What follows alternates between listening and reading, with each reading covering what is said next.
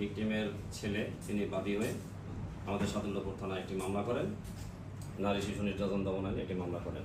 তো এই মামলা রুজু হওয়ার সময় থেকেই আমাদের জেলা পুলিশের সকল টিম, আমাদের জেলা গোয়েন্দা শাখা সহ আমাদের সাদুল্লাপুর থানার টিম সহ আমরা সকলেই, আমরা যারা সিনিয়র অফিসার আছি প্রত্যেকেই আমরা এই মামলাটির সুষ্ঠু তদন্ত এবং এই ঘটনার সাথে যে জড়িত আসামি তাকে দ্রুত গ্রেপ্তারের জন্য আমরা সকল প্রকার পদক্ষেপ গ্রহণ করি। তো এরই ধারাবাহিকতায় আমরা বিগত 2 তারিখ গতকাল আমরা ঢাকার মোহাম্মদপুর এলাকা থেকে আমরা এই ঘটনার সাথে জড়িত, প্রত্যক্ষভাবে জড়িত আসামি আইয়ুব আলী তাকে আমরা গ্রেপ্তার করতে সক্ষম হই। তাকে আজ আমরা বিজ্ঞ আদালতে আমরা সোপর্দ করছি। তো এই হলো মূল বিষয়। যতদূর আমাদের কাছে তথ্য, তিনি কৃষিকাজের সাথে জড়িত ছিলেন, তিনি কৃষিকাজ করতেন। তো সেই দিন যে ভিকটিম, সে তার ছাগল নিয়ে গিয়েছিলেন বাইরে, ছাগল চড়াতে গিয়েছিলেন। তো তখন সুযোগ বুঝে সেই আপনার আসামি আইয়ুব আলী তার উপরে এইভাবে পাশবিক নির্যাতন করেন।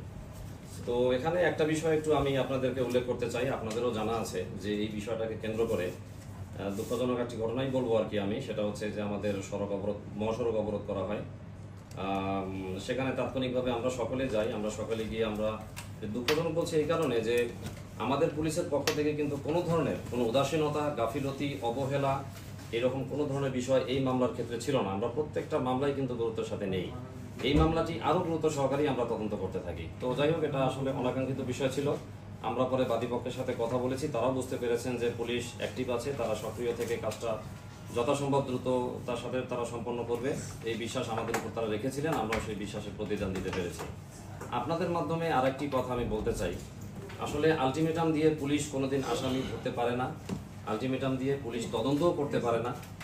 পুলিশের কাজ হচ্ছে যে একটা ঘটনা ঘটবে, ফৌজদারি অপরাধ সংঘটিত হলে যত দ্রুত সম্ভব পুলিশ এই আসামিকে হেফাজতে নিতে পারবে, ততই আমরা মনে করি যে সেটা পুলিশের সার্থকতা। তো কেউই চায় না বিনা কারণে বিলম্ব করে, টালবাহানা করে আমরা পুলিশ বাহিনী আমরা কাউকে গ্রেপ্তার করছি না, ধরছি না, এ ধরনের অভিযোগ আসে আমাদের বিরুদ্ধে। হলেও যেন অন্তত আপনাদের মাধ্যমে তারা যেন আমাদের কাছে আসে, বা তাদের প্রতি আমার সরাসরি অনুরোধ যে তারা যেন অন্তত আমরা যারা দায়িত্বশীল আছি এখানে, আমাদেরকে যেন তারা একটু জিজ্ঞাসা করে নেন বা আমাদের সাথে একটু কথা বলে ক্লিয়ার হয়ে নেন। কেননা মাঠ পর্যায়ে আসলে অনেক কিছুই আসবে কথাবার্তা, সেগুলো সব সত্যি নাও হতে পারে। তো এই বিষয়গুলো যাচাই করার প্রয়োজন আছে। তো এখানে আমরা এসেছি, আমরা জেলা পুলিশ, আমরা আপনাদের আইনি সেবা দেওয়ার জন্য এসেছি। বলতে পারেন যে এই জেলায় আমরা গেস্ট, আমরা কখনোই কারো প্রতিপক্ষ নই। আমরা এখানকার মানুষের শান্তি শৃঙ্খলা, সার্বিক আইন শৃঙ্খলা ঠিক রাখার জন্যই আমরা এখানে কাজ করছি। প্রাথমিক জিজ্ঞাসাবাদে সে ঘটনার সাথে তার সম্পৃক্ততার কথা সম্পূর্ণরূপে স্বীকার করেছে।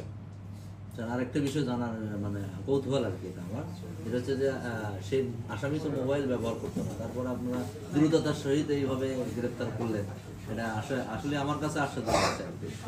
না, এখানে আসলে আশ্চর্য হওয়ার কিছু নাই। এখানে আমরা যারা পুলিশের দায়িত্বপ্রাপ্ত, আমরা সবাই প্রশিক্ষণপ্রাপ্ত, আমরা আইন কানুনের প্রশিক্ষণপ্রাপ্ত, আমরা শারীরিক বিভিন্ন ধরনের আমাদের প্রশিক্ষণ দেওয়া হয়, সবকিছুতেই আমরা প্রশিক্ষণপ্রাপ্ত।